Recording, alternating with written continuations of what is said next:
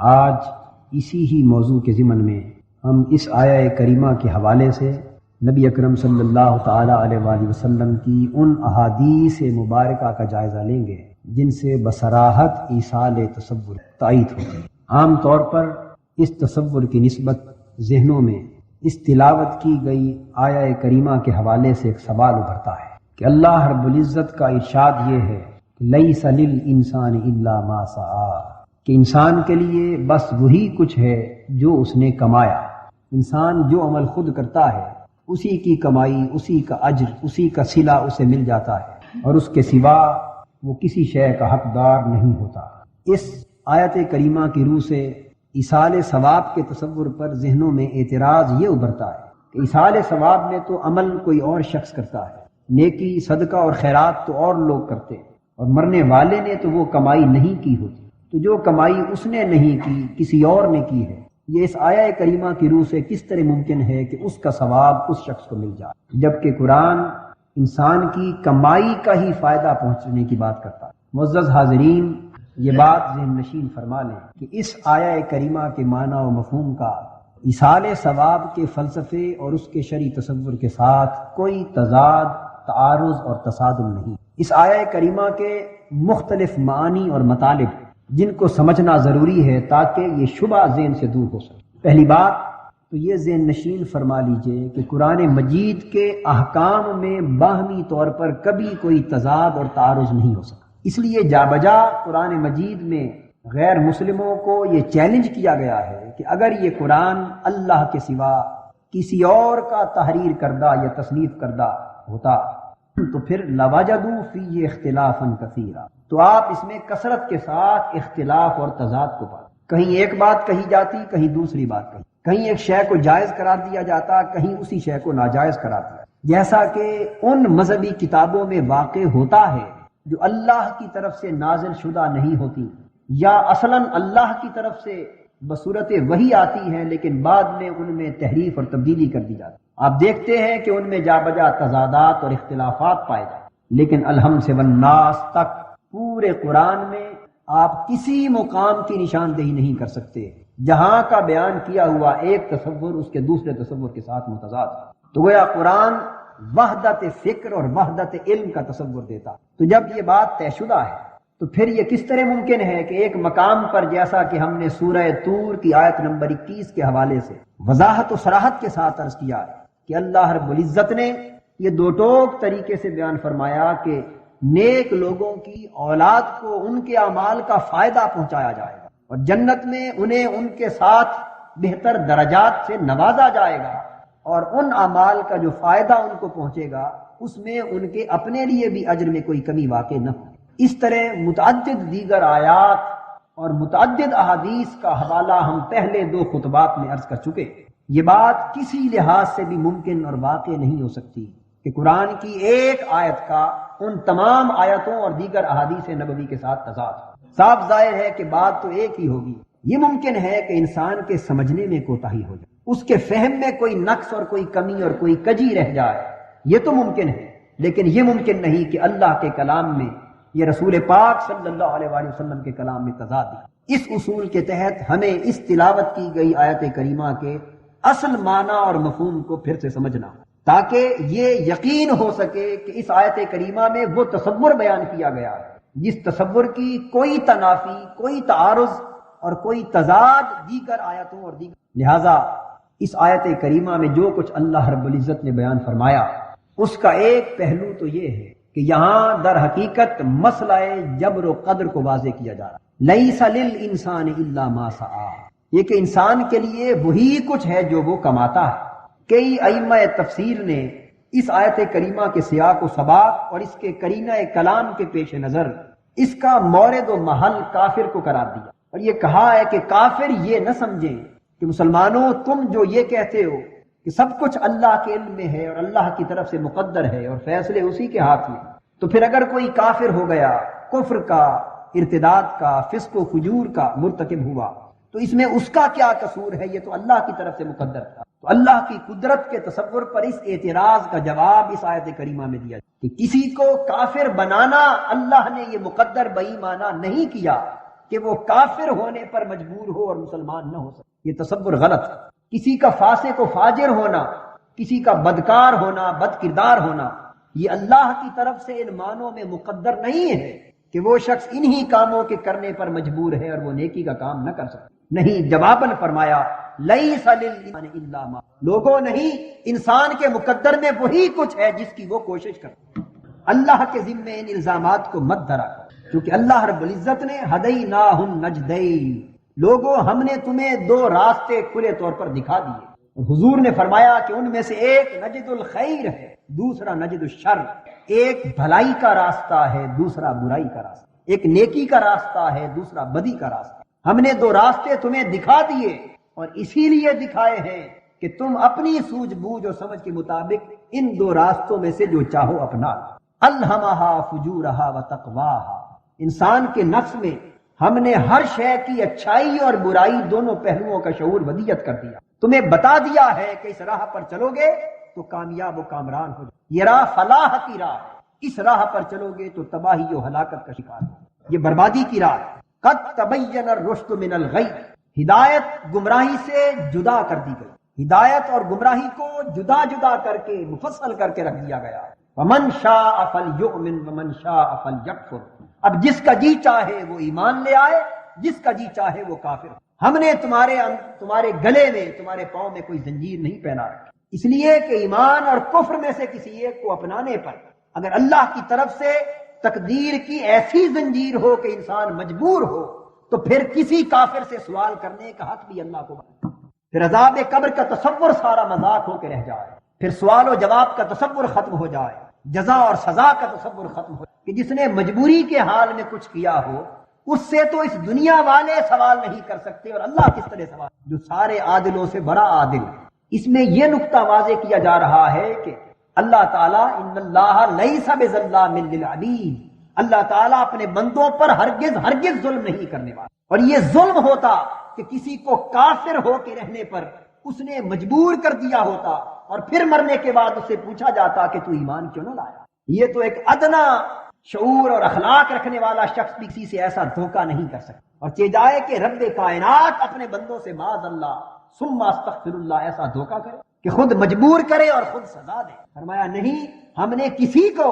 اس طرح پابند نہیں کیا. لیس للانسان الا ما سعى، انسان کو جو کچھ جزا اور سزا کی ملتا ہے، جو کچھ مقدر میں اسے نصیب ہوتا ہے، وہ کسی اور صورت میں نہیں آتا بلکہ یہ اس کی اپنی صحیح کاوش اور کوشش کا نتیجہ ہوتا ہے. جو کچھ وہ چاہتا ہے اس کا صلہ پا، جو کچھ وہ کرتا ہے اس کے انجام کو پہنچ. تو اس آیت کریمہ کا پہلا معنی تو یہ ہے. اب آپ نے دیکھ لیا کہ اس معنی کا ایصال ثواب کے فلسفے سے کوئی دور کا تعلق نہیں. اب اسی آیت کریمہ کا ایک دوسرا معنی اور وہ یہ کہ یہاں لیسا للانسان الا ما سعى، انسان پر جو حرف لام آیا ہے یہ بمعنی الا ہے، یعنی مانن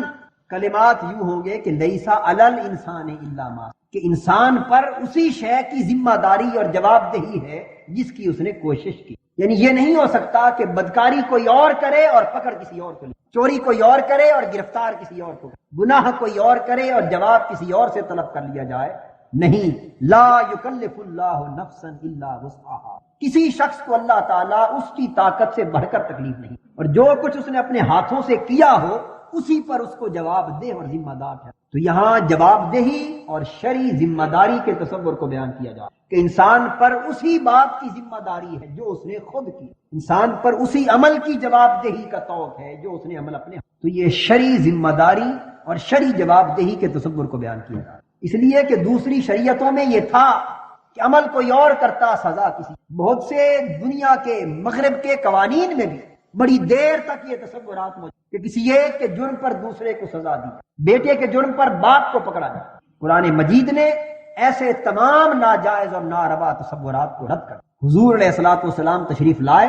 اور فرمایا کہ یادعوا عنہم اسرہم والاغلال التی کانت، یہ رسول یہ پیکر رحمت نسل بنی آدم پر اس طرح آیا ہے، ساری زنجیریں ظلم کی، استحصال کی، جبر کی، تشدد کی، ظلم کی اور زیادتی کی جن میں انسانیت جکڑی ہوئی تھی، اس رسول نے آ کر انسانیت کو ان زنجیروں سے نجات عطا کر. اور وہ سارے ناجائز بوجھ جن کے نیچے انسان دبا ہوا تھا ان بوجھوں سے اس رسول نے انسان کو آزادی دی. اس لیے حضور نے فرمایا کل شیء من امر الجاہلیت تحت قدمی موضوع، دور جاہلیت کی ہر ظالمانہ رسم میرے قدموں کے نیچے آج روند دی گئی ہے۔ دوسرا معنی اس آیت کریمہ کا یہ ہے کہ ہر شخص اپنے عمل پر جواب دہ ہے، کسی اور کے عمل پر اس کے بعد اس آیت کریمہ کا ایک تیسرا معنی جس کو بہت سے ائمہ تفسیر نے اور بالخصوص قاضی ثناء اللہ پانی پتی علیہ رحمت نے پسند کی۔ وہ فرماتے ہیں کہ یہاں ما سعی سے مراد یہ ہے کسی کام کی کوشش کرنا، اور کوشش کا انحصار اس کی نیت پر ہو۔ انما الاعمال بالنیات، ہر عمل کا دار و مدار اس کی نیت پر۔ فرماتے ہیں کہ اس آیت کریمہ کا معنی یہ ہے کہ انسان جس کام کی کوشش کرے گا، جس نیت سے، اس نیت کا وہ پھل پائے، اور ہر انسان کو اپنی نیت کا پھل ملتا ہے، کسی اور کی نیت کا نہیں۔ اس معنی کی وضاحت خود رسول پاک صلی اللہ تعالی علیہ وآلہ وسلم نے فرمائی، جو بخاری اور صحیح مسلم میں موجود۔ حضرت عمر رضی اللہ تعالیٰ عنہ روایت کرتے ہیں، حضور نے فرمایا انما الاعمال بالنیات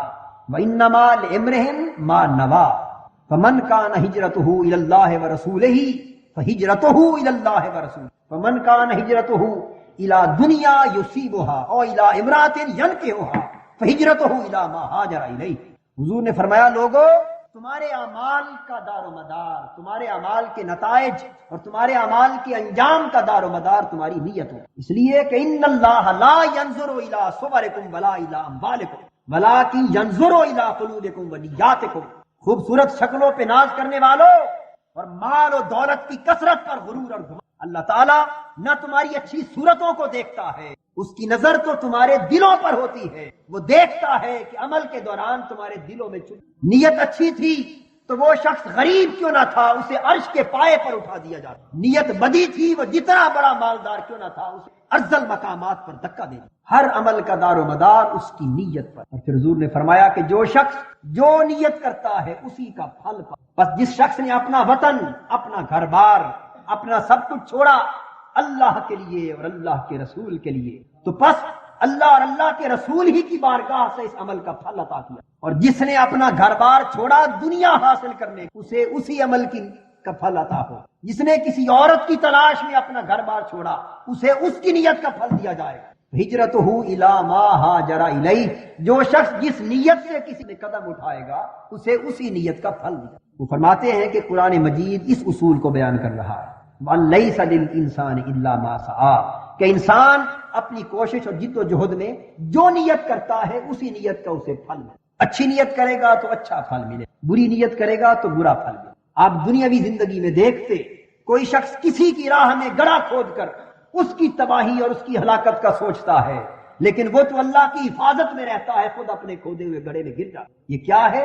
یہ اسے اپنی نیت کا پھل مل گیا۔ جو دوسرے کا برا سوچتا ہے اسی کا برا ہوتا رہتا ہے۔ اس لیے حسد، کسی سے بغض رکھنا، کسی سے اناد، کسی کی اچھائی پر، بلندی پر، عزت پر، عظمت پر، کسی کے مال و دولت پر، کسی کی شہرت پر، کسی کے علم پر، عمل پر، کسی بھی اللہ کی عطا کردہ نعمت پر حسد کرنا، یہ وہ بری نیت ہے کہ حسد کرنے والا عمر بھر خود کو تو جلاتا رہتا ہے لیکن اس کا کچھ نہیں بگڑتا، کیونکہ جس کے خلاف ناجائز حسد کیا جائے خدا کی ذات اپنے دست قدرت سے اسے اور اٹھا، تو ہر شخص کو اپنی نیت کا پھل خود مل جاتا۔ بہت سے لوگ نیک اعمال کرتے، اچھائیاں کرتے، بھلائیاں کرتے،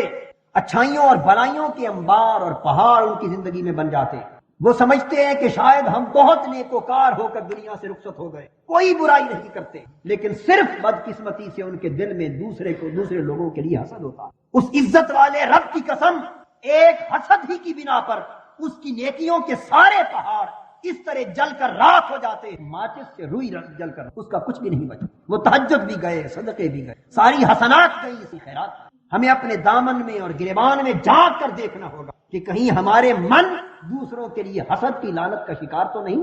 اگر علیحدگی میں گھروں میں جا کر اپنے من کو ٹٹولے تو آپ کے اندر کا انسان بول کے آپ کو بتائے گا کہ کس کس کے لیے آپ کہاں حسد کرتے ہیں، کہاں نہیں کرتے۔ اس چہرے پر اچھے چہرے تو ہر کوئی سجائے پھرتا ہوتا، ہر کوئی زبان سے دوسروں کے لیے دعا دیتا، لیکن دعا دینے والے اپنے اندر کے انسان کا بھی محاسبہ کر، کہیں ایسا تو نہیں کہ زبان سے دکھاوے کی دعا کر رہا ہے اور دل کے حسد، اور یہ کسی کے بتانے سے نہیں، اندر جھانک کر دیکھنے سے۔ اپنی نیت کو ہمیشہ پاک رکھا کرے، اپنی نیت کو ہمیشہ پاک رکھے اور ہر شخص کے لیے اچھا سوچے، جو اللہ کی مخلوق اچھا سوچتا ہے رب کائنات اس بندے کے لیے حضور نے فرمایا الخلق کلہم عیال اللہ احبہم الیہ انفعہم، یہ ساری مخلوق اللہ کا کنبہ ہے اور اللہ کو اس کنبے میں سے وہ بندہ زیادہ پسند ہے زیادہ محبت کرنا، جو اس کو زیادہ فائدہ پہنچانے والا ہے۔ تو یہ اس آیت کریمہ کا ایک معنی ہے کہ جو شخص کسی کے لیے جو نیت رکھتا ہے اسی نیت کا پھل، نماز روزہ کثرت عبادت اگر اللہ کی رضا کی نیت سے ہوگی، اگر نمازی پرہیزگار متہجد اور عبادت گزار کہلوانے کی نیت سے ہوگی تو اسے ریاکاری کا لیس للانسان الا ما سعی، جس شے کی وہ نیت کرتا ہے اسی کا پھل مل جاتا ہے۔ اس کے بعد اس کا ایک اور چوتھا معنی بھی ہے، اور میں سمجھتا ہوں کہ اس معنی کی روح سے اللہ رب العزت نے اس آیت کریمہ میں اپنا اصول عدل بیان فرمایا۔ اب آپ دیکھ چکے کہ ان تینوں معنی کا ایصال ثواب کے فلسفے سے کوئی تعلق اور کوئی واسطہ نہیں۔ چوتھے معنی کے تحت اس میں اللہ کا اصول عدل بیان ہوا، اور اللہ کا یہ نظام قدرت دو اصولوں پر چلتا ہے، ایک اس کا اصول عدل ہے، ایک اصول فضل۔ عدل کا اصول یہ ہے جو ہر کسی کے لیے یکساں ہوتا ہے، اور اس یکسانیت کے ساتھ عدل کے اصول کو چلانا اللہ رب العزت نے خود اپنے ذمے لے رکھا۔ اور فضل کا اصول یہ ہے کہ اس پر کسی کا کوئی حق نہیں، عدل پر ہر کسی کا حق ہے۔ عدل کے مقام پر انسان اللہ سے یہ پوچھ سکتا ہے، ایک لاڈ کے مقام میں، محبت کے مقام، پیار کے مقام، اپنی غلط فہمی کے باعث کسی شے کی اسے سمجھ نہ آئے تو وہ سوال کر سکتا ہے، اللہ کی اطمینان مہیا کیا جائے، کیونکہ اس میں اس کا حق ہے۔ لن تجد لسنت اللہ تبدیلا، اللہ کا وعدہ ہے کہ وہ جو نظام عدل پر اللہ کی سنت اور طریقہ قائم ہے اس میں کوئی تبدیلی پیدا نہیں۔ تو اصول عدل یہ ہے کہ لیس للانسان الا ما سعی، انسان جو محنت کرے گا اس کا پھل ملے گا، جس شے کے لیے محنت نہ کرے گا اس کا پھل نہیں ملے گا۔ یہ اللہ کا عدل کا نظام۔ لہذا لوگوں، اگر تم نے محنت کی تو اس محنت کے پھل کی توقع رکھو، اور اگر کسی کام کے لیے تم نے محنت نہ کی تو اس محنت نہ کرنے کی بنا پر اس پھل کی توقع نہ رکھو۔ یہ وہ اصول عدل ہے۔ جو شخص جس کام کے لیے محنت کرتا ہے، کوشش کرتا ہے، اس کا نتیجہ پا لیتا ہے، جو جس کے لیے کوشش نہیں کرتا اس کا نتیجہ نہیں پا۔ اس لیے اللہ رب العزت نے فرمایا للرجال نصیب مما اکتسبوا وللنساء نصیب مما اکتسبوا، کہ مرد ہوں یا عورتیں، عدل کا اصول ہر ایک کے لیے یکساں۔ مردوں کو بھی وہ ملے گا جس کے لیے وہ محنت کریں گے، عورتوں کے لیے بھی وہ ہوگا جس کے لیے وہ محنت کریں۔ اور پھر اللہ نے فرمایا کہ لوگوں، دوسروں کو خوشحال دیکھ کر، آسودہ حال دیکھ کر، بہتر زندگی بسر کرتا ہوا دیکھ کر حسد کی آگ میں جلا نہ کرو، ان کو اللہ نے دیا تو یہ ان کی محنت کا ثمر تھا، تم بجائے جلنے کے تم بھی محنت کرو، اللہ تمہیں بھی عطا کرے۔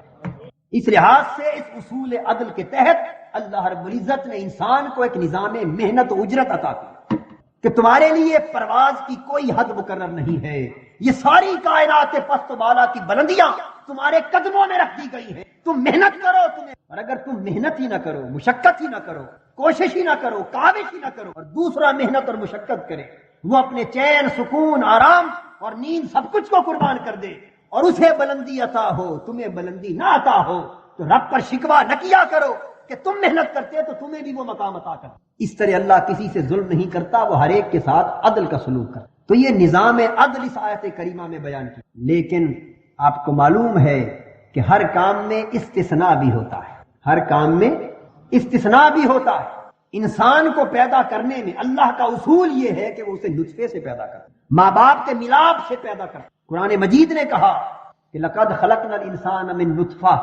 کہ ہم نے انسان کو نطفے سے پیدا کیا، خلق الانسان من علق، انسان کو اس جمے ہوئے مادے سے پیدا کیا۔ یہ اللہ کی سنت ہے، اس کا نظام عدل ہے، اس کا ایک تخلیق کا پورا ضابطہ۔ لیکن استثناء یہ ہے کہ آدم علیہ السلام جن کے وجود سے انسانیت کے سلسلے کو شروع کیا، وہ پہلا نقطہ جو آغاز کا ہے اسے بھی حضرت حوا کو اصول سے مستثنیٰ کیا، حضرت عیسیٰ علیہ السلام کو اصول سے مستثنیٰ کیا، حضرت صالح کی اونٹنی کو پتھر سے پیدا کیا، کوئی مخلوق پتھروں سے پیدا نہیں ہوا کرتا۔ تو اصول اللہ کے ہوتے ہیں جس سے پوری کائنات کا نظام چلتا ہے، لیکن اصولوں میں جس کے لیے چاہے وہ استثناء پیدا۔ یہ اصول ہے کہ جو شخص یہاں موجود ہے وہ ہزاروں میلوں کی مسافت چشم زدن میں طے نہیں کر سکتا، لیکن حضرت سلیمان کے درباری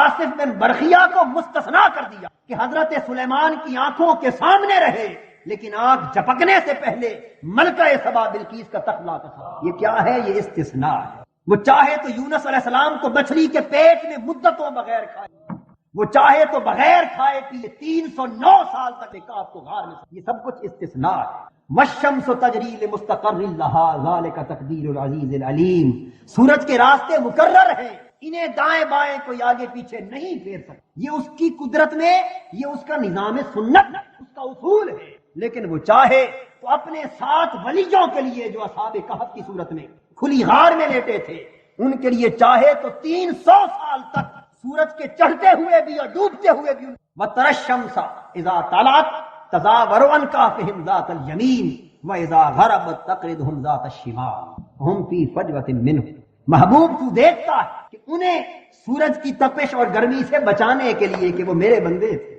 300 سال تک میں نے یہ کر دیا کہ سورج جب چڑھتا تو ان کی غار سے دائیں طرف میں اس کے راستے، اور جب ڈوبنے کی طرف جاتا تو غار سے بائیں طرف۔ یہ سب مستثنیات ہیں۔ اسی طرح عدل کا اصول یہ اللہ کی عادت ہے جس کا ذکر اس آیت میں، لیکن کسی کے لیے چاہے اصول عدل کی بجائے اصول فضل نافذ کر دے، اس کے لیے فرمایا ذالک فضل اللہ یؤتیہ من یشاء، یہ اللہ کا فضل ہے جسے جو چاہتا ہے عطا کرتا ہے۔ کوئی اس سے پوچھ نہیں سکتا کہ باری تعالیٰ اس جاگنے والے کو تو نے یہ دیا اور سوئے والے کو اپنے تک نہیں سکتا، یہ اس کے فضل کے فیصلے۔ عدل میں کمی بیشی نہیں ہوتی، انصاف میں کمی بیشی نہیں ہوتی، ہر محنت کا صلہ برابر ملتا ہے، لیکن وہ اگر اس کی نظر انتخاب کسی پر پڑ جائے تو عدل میں جاگنے والے کو ایک قدم بڑھائے، لیکن فضل پہ آ جائے تو سونے والے کو لامکاں تک بلا، یہ اس کے فضل کے فیصلے۔ اللہ یجتبی الیہ من یشاء ویہدی الیہ من ینیب، میرے عدل کا نظام یہ ہے کہ جو کوئی مجھ تک آنا چاہتا ہے میں اسے اپنا راستہ دکھا دیتا ہوں کہ میرے بندے یہ راستہ میری طرف آتا ہے، یوں محنت کر اور رفتہ رفتہ میری طرف بڑھتا چلا آ، یہ عدل تھا۔ لیکن وہ فضل کرنے پر آئے تو اللہ یجتبی الیہ من یشاء، کوئی سویا ہوا ہو تو ہاتھ پکڑ کر اپنے ساتھ بھی۔ حضرت سلطان العارفین سلطان باہو رحمۃ اللہ علیہ فرماتے کئی جاگن کئی جاگ نہ جان تے کئی جاگ دیاں بھی ستے ہوں تے کنہ نو رب ستیاں ملیا کئی جاگ دے بھی گئے مٹھے۔ جب اس کے فضل کی بارش کا وقت آتا ہے تو کوئی اس سے سوال نہیں کہ باری تعالیٰ کسی کو تو کوہ طور پر تو نے یہ کہہ دیا کہ لن ترانی کہ تو مجھے دیکھ نہیں سکتا، اور کسی کو جبرائیل کو بھیج کر سارے پردے اٹھا کر مقام کعبہ کو حسین پر جلوہ دکھا۔ ذالک فضل اللہ یؤتیہ من یشاء، یہ اس کا فضل ہے جسے چاہے جتنا عطا کرے، کوئی اس سے سوال نہیں کرتا۔ تو کسی کو تھوڑی محنت پر بہت مل جائے یہ اس کا فضل ہے، اس پر حسد نہ کیا کرو، اس لیے کہ اگر حسد کرنا ہے تو دینے والے کے ہاتھوں کو روکو، کسی کو اتنا دے دیا، اسے روک سکتے ہو تو روک لو، بندوں پر کیوں حسد کرتے ہو؟ اسے تو اس کے دینے سے ملا، وہ نہ دیتا تو نہ ملتا۔ یہ نظام فضل ہے، وہ نظام عدل ہے۔ تو قرآن مجید کی اس آیت کریمہ کا ایصال ثواب کے فلسفے سے کوئی تعلق، اور اگر رکھا بھی جائے تعلق تو پھر میں یہ عرض کروں گا کہ یہ آیت اصول عدل کو بیان کرتی تھی، اور کسی کے عمل کا ثواب وہ کسی اور کو پوچھے، فضل پر آپ پوچھ نہیں سکتے، گرفت نہیں سکتے۔ وہ کہے ہاں یہ میری عادت ہے، لیکن میرا بندہ کوئی خود عمل کرے اور مجھے کہے کہ تعالیٰ یہ محنت تو میری ہے لیکن اجر کسی اور کو دے دے، یہ اتنی بڑی سخاوت کی بات ہے، اتنے ایثار کی بات ہے، اتنی قربانی کی بات ہے کہ اس کا اخلاص کا یہی عمل۔ کون کمائی کر کے دوسروں کو دیتا ہے؟ کمائی کر کے کون دوسرے کو دیتا ہے؟ اور اپنے لیے تو کی گئی کمائی میں 1000 پہلو منفی ہو سکتے ہیں، لیکن جو مال خرچ کرے، محنت کرے، حج کرے، صدقہ دے، خرچ کرے اپنی توانائیوں کو، اور پھر چپکے سے ہاتھ اٹھا کر کہہ دے کہ باری تعالیٰ یہ جو کچھ میں نے کیا ہے، یہ جو کچھ میں کیا ہے اپنے فلاں محبوب بندے کو، یہ رسول پاک کی بارگاہ میں ہدیہ کر، ان کے ہم پر بہت احسان ہے، یہ ان کی بارگاہ میں نظر کر۔ ارے یہ کتنی بڑی خدمت ہے، کتنا ایثار ہے، کتنی قربانی ہے۔ اور وہ ذات جو معمولی سی قربانی کو رائے گاہ نہیں جانے دیتا، ایک دانہ کسی کو دیتے ہو تو وہ 700 دانے بنا دیتا، تو ایک عمل کر کے جب کسی اور کو دو گے تو وہ اصول فضل کے تحت اسے بھی دے گا، تمہیں بھی دے گا۔ یہ وجہ ہے کہ رسول پاک صلی اللہ تعالی علیہ وآلہ وسلم نے جا بجا ایصال ثواب کی تلقین فرمائی۔ بخاری اور مسلم میں حدیث صحیح ہے متفق علیہ، جسے حضرت عائشہ صدیقہ رضی اللہ تعالیٰ عنہ روایت فرمائی۔ اب آپ کو اندازہ ہوگا کہ ایصال ثواب کا تصور بعد کے لوگوں کا وضع کردہ نہیں بلکہ کتاب و سنت سے اور خود حضور کے عمل اور صحابہ و صحابیات کے عمل سے۔ ام المومنین رضی اللہ تعالیٰ عنہ روایت کرتی ہیں کہ ایک صحابی حضور کی بارگاہ میں آئے، انہوں نے عرض کیا آقا میری والدہ کا اچانک انتقال ہو، وہ کوئی وصیت نہیں کر سکی، میرا خیال ہے اگر انہیں مہلت مل جاتی تو وصیت کرتی، تو حضور کیا میں ان کی طرف سے صدقہ کر سکتا ہوں؟ حضور نے فرمایا ہاں تو اس کی طرف سے صدقہ کر۔ پوچھا آقا اگر میں صدقہ کروں تو میری والدہ کو ثواب پہنچے گا؟ حضور نے فرمایا ہاں پہنچے۔ یہ حدیث پاک سے حضور کا فتویٰ۔ حضرت عبداللہ ابن عباس رضی اللہ تعالیٰ عنہ روایت کرتے ہیں صحیح بخاری میں دوسری حدیث، فرماتے ہیں کہ حضرت سعد بن عبادہ رضی اللہ تعالیٰ عنہ حضور کے صحابی آپ کی خدمت میں حاضر، عرض کیا آقا میری والدہ کا انتقال میری غیر موجودگی میں ہو، اب میں ان کی خدمت کرنا چاہتا ہوں، ان کی طرف سے صدقہ کرنا چاہتا ہوں تاکہ انہیں ثواب پہنچے، تو آقا مجھے اجازت ہے؟ حضور نے فرمایا ہاں تجھے اجازت ہے تو اپنی ماں کی طرف سے صدقہ کر، اسے ثواب پہنچے۔ حدیث پاک میں حضرت سعد بن عبادہ رضی اللہ تعالیٰ عنہ نے اپنی جائیداد میں سے ایک باغ کو اپنی والدہ مرحومہ کی طرف سے صدقہ کر دیا اور کہا کہ آقا آپ گواہ ہو جائیے اس باغ کا صدقہ میں اپنی ماں۔ پھر کتب حدیث میں یہ روایت حضرت سعد بن عبادہ رضی اللہ تعالیٰ عنہ کی یوں بھی آئی ہے تیسرے مقام کہ انہوں نے حضور سے پوچھا حضور بہترین صدقہ کیا ہے جو میں اپنی والدہ کی طرف سے کروں اور ان کو ثواب پہنچے؟ اس وقت پانی کی قلت تھی، آپ کو معلوم ہے کہ مدینہ میں اولا ابتداءً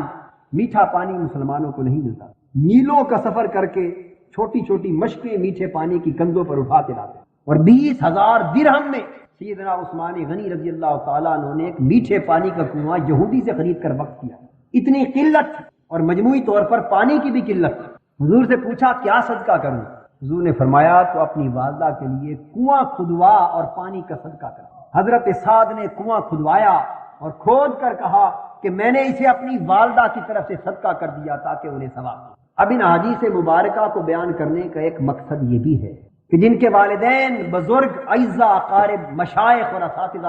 انہوں نے اس طرح آپ کو پالا، آپ کی ان کے اس دنیا سے رخ کے بعد ان کو بھول جانا یہ احسان کی جزا ہے، انہیں یاد رکھنا آپ کی ذمہ، اور وہ بدلہ کس طرح چکایا جائے، وہ بدلہ ایصال ثواب کی صورت میں چکا۔ اس کے بعد ایک اور حدیث میں آتا ہے کہ حضور علیہ الصلوۃ والسلام نے فرمایا کہ لوگوں اپنے والدین کے ساتھ صلہ رحمی کیا کرو، اور وہ صلہ رحمی یہ ہے کہ جب بھی تم نماز پڑھو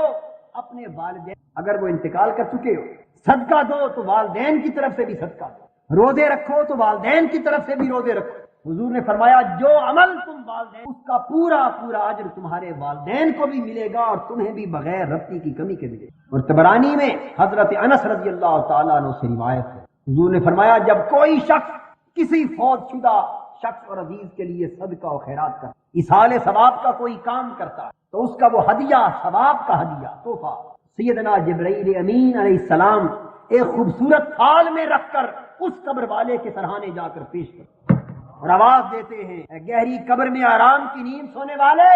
تیرے فلاں محبت کرنے والے اور چاہنے والے نے یہ ثواب کا تحفہ تیرے پاس بھیجا ہے اور اللہ کی طرف سے یہ قبول ہو چکا ہے، بھی اسے قبول کر۔ وہ شخص اس تحفے کو قبول کر کے آئے گا۔ جس قسم کا تحفہ آپ پیش کرتے وہ تحفہ ایک عالم مثال میں اسی شکل کے ساتھ ثواب کی صورت میں اس صاحب قبر پر پیش کی۔ حضور علیہ الصلوۃ والسلام سے ایک صحابیہ نے سوال کیا حضور میرے والد کا انتقال ہو گیا، یہ بھی صحیح بخاری میں ہے، کیا میں ان کی طرف سے حج کر سکتی ہوں؟ حضور نے فرمایا کہ کیا تو نے اپنے والد کے قرضے سارے چکا دیے؟ عرض کیا حضور قرضے تو سارے ادا کر چکے۔ فرمایا اگر قرضے چکا دیے تو جا اب والد۔ تو پہلے مالی صدقات کا حکم تھا کہ آپ فوت شدگان کے لیے، والدین اور اعزاء و اقارب کے لیے اور بزرگوں کے لیے کریں، یہاں حج کرنے کا بھی حکم ہے۔ اور ایک اور حدیث میں کہ حضور سے سوال کیا گیا آقا کیا ہم اپنے والد کی طرف سے حج کر سکتے؟ اس پر حضور نے جواب دیا، وہ کہتے ہیں کہ ہمارے والد کے ذمے تھا لیکن وہ نہ کر سکے، کیا میں ان کی طرف سے کروں تو ادا ہوگا؟ اللہ اکبر۔ حضور نے جواب دیا کہ اگر تیرے والد کے ذمے قرض ہوتا تو اس کی طرف سے اگر چکاتا تو کیا یہ ادا ہوتا؟ عرض کیا حضور یقیناً ادا ہوتا۔ تو فرمایا اگر بندے کا قرض ادا ہو سکتا ہے تو خدا کا قرض بہتر طریقے سے۔ دلیل بھی عطا کر دی کہ کوئی کسی کی طرف سے جو کچھ کرے جب وہ عمل ادا ہوتا ہے تو نیکی کا عمل کیوں نہ ادا؟ دلیل کے ساتھ حضور نے بات کی۔ پھر ایک اور حدیث میں ہے کہ آقا نے صلی اللہ علیہ وآلہ وسلم نے فرمایا کہ اولاد کے لیے والدین کی سب سے بڑی خدمت یہ ہے کہ وہ اگر انتقال کر چکے ہوں تو اولاد والدین سے حج کرے، کہ جو بچہ اپنے والدین مرحومین کی طرف سے حج کرتا ہے والدین کو پورے حج کا ثواب ملتا ہے اور بیٹے کو دوزخ سے نجات ملتی ہے۔ یہ بہت بڑی صلہ رحمی اور بہت بڑی خدمت کہ اولاد والدین کی طرف سے حج کا خرید اور دیگر صدقات، خیرات اور نماز اور روزے تک والدین کی طرف سے ادا کیے۔ حضور علیہ الصلوۃ والسلام نے غلاموں کو اپنے رشتہ داروں اور بزرگوں کی طرف سے رہا کرنے کی بھی تلقین، یہاں تک کہ سیدنا امام محمد باقر رضی اللہ تعالیٰ عنہ فرماتے کہ حسنین کریمین سیدنا امام حسن اور سیدنا امام حسین رضی اللہ تعالیٰ عنہما نے اپنے والد ماجد حضرت علی شیر خدا رضی اللہ تعالیٰ عنہ کی طرف سے ایک غلام ادا کی تاکہ ان کی روح طیبہ کو ثواب ہو۔ یہاں تک تو ذہن میں یہ خیال آ سکتا ہے کہ یہ تو سارے صدقات اولاد کی طرف سے تھے اور اولاد کا عمل والدین کی کمائی کے زمرے میں تصور ہو سکتا ہے، لیکن یہ ثابت ہو کہ اولاد کے علاوہ کوئی کسی کے لیے کرے تو ہم پہلے 2 خطبات میں متعدد حدیثیں ایسی پیش کر چکے جن میں اولاد اور والدین کے تعلق کے بغیر کسی نے عمل کیا اور متعدد احادیث ایسی پہلے گزر چکی، لیکن حضرت قاسم بن محمد رضی اللہ تعالیٰ عنہ روایت کرتے کہ حضرت عائشہ صدیقہ رضی اللہ تعالیٰ عنہا نے اپنے بھائی حضرت عبد الرحمن بن ابی بکر چھوٹے بھائی کی طرف سے ان کے ایصال ثواب کے لیے غلام آ تو گویا کسی کی طرف سے ایصال ثواب کے طور پر عمل اور صدقہ کرنا یہ صحابہ کرام کے دور میں اور عہد رسالت مآب میں مروج اور متداول اور صحابہ کرام کے یہ معمولات میں سے، یہاں تک کہ خود رسول اللہ صلی اللہ تعالیٰ علیہ وآلہ وسلم کا عمر بھر کا یہ عمل تھا۔ حدیث پاک میں آتا ہے کہ حضور نے کم و بیش پوری حیات طیبہ میں ہر سال 2 قربانیاں دی، ایک قربانی دیتے اپنی طرف سے اور اپنی اہل بیت کی طرف سے، اور دوسری قربانی دیتے اللہ رب العزت کی بارگاہ میں عرض کرتے اللہم تقبل ھذا، باری تعالیٰ یہ قربانی میں اپنی پوری امت کی طرف سے دے رہا۔ اب امت تو حضور کے لیے کام کرے تو یہ تو کمائی ہو سکتی، لیکن حضور کا کام امت کے لیے کرنا یہ تو کمائی میں شامل نہیں ہے۔ تو حضور نے عمر بھر ایک قربانی امت کی طرف سے، تو آقا دو جہاں صلی اللہ علیہ وآلہ وسلم کا ایک حق امت پر یہ بھی ہے کہ وہ جو اصحاب ثروت ہیں وہ جب کبھی قربانی دے، صدقہ و خیرات دے، وہ ایک قربانی رسول پاک کی طرف سے دیا کریں تاکہ کم سے کم اس حق کی، اور قیامت تک جو کبھی امت پیدا نہ بھی ہوئی تھی ان کی طرف سے بھی قربانی حضور ادا، گویا ہم میں سے بھی ہر فرد کی طرف سے آقا دو جہاں امت کی قربانی ادا۔ اور حضرت علی شیر خدا رضی اللہ تعالیٰ عنہ سے فرمایا کہ علی میرے انتقال کے بعد تو عمر بھر ایک قربانی، گویا اپنے عمل سے بھی ثابت کر دیا کہ کسی کے لیے عمل کیا جائے صدقہ قربانی، اور حکم سے بھی ثابت کر دیا۔ حضرت علی شیر خدا رضی اللہ تعالیٰ عنہ حدیث پاک میں اور اسی کتاب الاضحیہ میں صاحب مشکات نے بھی ان احادیث کو نقل کیا کہ حضرت علی عمر بھر 2 قربانیاں دیتے رہے۔ ان سے پوچھا گیا کہ آپ 2 قربانیاں کیوں دیتے ہیں؟ انہوں نے جواب میں یہ حکمت بیان کی کہ مجھ سے آقا دو جہاں نے وصیتاً فرمایا تھا کہ علی ہمیشہ ایک قربانی میری طرف سے، حضور علیہ الصلوۃ والسلام کی طرف سے حضرت علی عمر بھر قربانی دیتے رہے۔ تو صدقہ و خیرات کسی کی طرف سے کرنے کا اجر اور ثواب اللہ کے فضل سے جس کی طرف سے کرتے ہیں اسے پہنچ۔ اور صحابہ کرام میں سے بھی یہ معمول کہ کچھ لوگ عراق کی طرف ایک مسجد ہے جس کی فضیلت حضور نے یہ بیان فرمائی تھی کہ جو شخص وہاں 2 رکعت نماز نفل پڑھے گا اسے غزوہ بدر اور غزوہ احد جیسے شہیدوں کا ثواب ملے۔ ایک وفد جانے لگا، صاحب مشکات نے حدیث نقل کی ہے کہ حضرت ابو ہریرہ رضی اللہ تعالیٰ عنہ حرم کعبہ میں تھے، وہ نہ جا سکتے تھے۔ انہوں نے پوچھا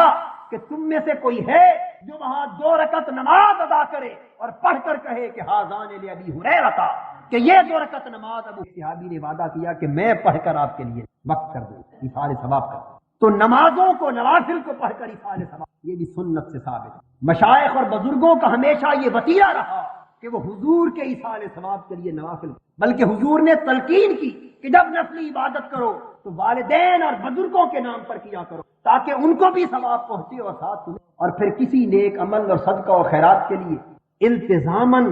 کوئی ایک تاریخ مقرر کر لینا یہ بھی حضور کی سنت کے مطابق۔ یہ خیال ذہنوں میں آتا ہے کہ ہر تاریخ کو ہر وقت صدقہ و خیرات اور ایصال ثواب کیا جا سکتا ہے بزرگوں کے، لیکن متعین تاریخوں پر کسی مہینے میں کیوں کیا جائے؟ تو یہ بات بڑی مختصر طریقے سے ذہن نشین فرما لیں کہ تعین 2 طرح کا ہوتا ہے، ایک تعین شرعی ہے، ایک تعین ذاتی اور التزامی۔ نماز پنجگانہ، حج، زکوٰۃ، روزہ یہ جو ایام ہیں یہ شریعت کی طرف سے مقرر ہے، ان دنوں سے ہٹ کر اگر یہ عمل کریں تو وہ قبول نہیں۔ اور کچھ تعینات التزامی ہوتے جو ہم اپنی سہولت کے لیے عمل میں مداومت اور استقلال اور مستقل مزاجی پیدا کرنے کے لیے اپنا لیتے ہیں، لیکن شرعاً یہ حکم نہیں ہوتا کہ اگر اس مقرر تاریخ پر ایصال ثواب کریں تو ثواب ہوگا اور مقرر تاریخ سے آگے پیچھے کریں تو ثواب نہیں ہوگا، یہ اعتقاد نہیں ہوتا۔ تو مداومت کی غرض سے اگر کوئی تاریخ آپ متعین کر لیں اپنی سہولت کے لیے تاکہ مقرر تاریخ جب آئے تو عمل ہوتا رہے، ناغہ نہ ہونے پائے، التزاماً ایسے لیے اس کاموں کے لیے تاریخ، یہ نہ صرف جائز، صحیح مسلم میں ہے کہ حضور علیہ الصلوۃ والسلام مسجد قباء میں جا کر ہر سنیچر کے دن 2 رکعت نماز نفل ادا کر، نہ قرآن نے سنیچر کو جا کے نفل پڑھنے کا کہا تھا، نہ حضور کی طرف سے شرعی طور پر یہ حکم تھا، لیکن اپنے اوپر اس نیک عمل کے لیے مسجد کو بھی مخصوص کیا اور دن کو بھی مخصوص کر رکھا۔ حضور قبرستان میں فاتحہ خوانی کے لیے ہر ہفتے میں جمعرات کی تشریف لے، ہر جمعے کی صبح کو تشریف، متعدد اعمال کے لیے حضور نے دن مقرر کر، شامیں مقرر کی، اوقات مقرر کیے مختلف اعمال کے لیے، اس لیے کہ اس سے مداومت پیدا ہوتی۔ اور حضور نے فرمایا کہ عمل تھوڑا سا ہی کیوں نہ ہو لیکن سب سے محبوب عمل اللہ کی بارگاہ میں وہ ہے جو بغیر ناغے کے جاری رہے۔ تو ناغے سے بچنے کے لیے نیکی کے عمل کو ایک مقررہ تاریخ پر جاری رکھ تاکہ التزام اور مداومت قائم رہے۔ اس عقیدے کے بغیر شرعاً حکم ہے صریحاً جائز اور سنت رسول کے مطابق، اور ایصال ثواب کے جس کی روح کو ایصال ثواب کے لیے آپ یہ عمل کر رہے، صدقہ کر رہے، اس عمل کو اس کے نام سے منسوب کر دینا یہ بھی عزو شرع جائز اور مستحسن ہے اور سنت کے مطابق۔ نظر و نیاز، صدقہ و خیرات، عبادت سب کچھ صرف اللہ کے لیے، اللہ کے سوا کسی کے لیے نظر اور نیاز کا کوئی تصور نہیں، کسی کے لیے قربانی نہیں، کسی کے لیے صدقہ و خیرات نہیں ہے، کسی کے تقرب اور عبادت کے لیے کوئی عمل نہیں، ہر عمل خالصتاً اللہ کے لیے ہو۔ لیکن آپ جس بزرگ، جس شیخ، جس استاد، والدین میں سے جس کے لیے، عزیز میں سے جس کے لیے وہ عمل کرنا چاہتے ہیں تو ایصال ثواب کے خیال سے جب منسوب کر دیتے کہ یہ صدقہ فلاں کے لیے ہے، یہ کھانا فلاں کے لیے ہے، یہ عمل فلاں کے لیے ہے، تو یہ اس طرح کا انتصاب عزو شرع جائز اور سنت، اس کو غیر اللہ کی طرف منسوب کرنا نہیں کہتے۔ جیسا کہ میں نے حدیث پاک سے عرض کیا کہ حضور نے حضرت سعد کو ماں کی طرف سے کنواں کھودنے کو کہا اور اس صدقے کو ان کی ماں کی فرمایا کہ ھذا البیر لام سعد، یہ ام سعد، سعد کی ماں کا، حالانکہ کنواں اللہ کا صدقہ تھا لیکن ثواب چونکہ ماں کو پہنچا۔ نماز اللہ کی ہے لیکن حضرت ابو ہریرہ نے کہا پڑھ کے کہ ابو ہریرہ کے پاس، تو ابو ہریرہ کے لیے نماز کہنا ثواب کی نیت سے ہے، اللہ کے لیے نماز پڑھنا عبادت کی نیت۔ جب آپ کھانا پکا کر صدقہ و خیرات کرتے اور سیدنا غوث العظم کی روح کو ایصال کرتے، حضرت داتا گنج بخش کی روح کو ایصال کرتے، حضرت خواجہ اجمیری کی روح کو ایصال ثواب کرتے، اپنے والدین کی روح کو ایصال ثواب کرتے، تو جس کی روح کو ثواب پہنچا رہے، آقائے دو جہاں کی روح کو ثواب پہنچا رہے، یہ آپ کو حق ہے کہ یہ کہے صدقہ عبادتاً تعبداً یہ تو اللہ کے لیے ہوگا لیکن ثواباً اللہ کے بندے کے لیے۔ عبادت اللہ کی ہوتی ہے، ثواب اللہ کو نہیں، ثواب بندے کو جاتا ہے۔ تو اللہ کے مقبول بندے کا نام ثواب کی اور اللہ کا نام عبادت، ان دونوں چیزوں میں زمین آسمان کا فرق ہے۔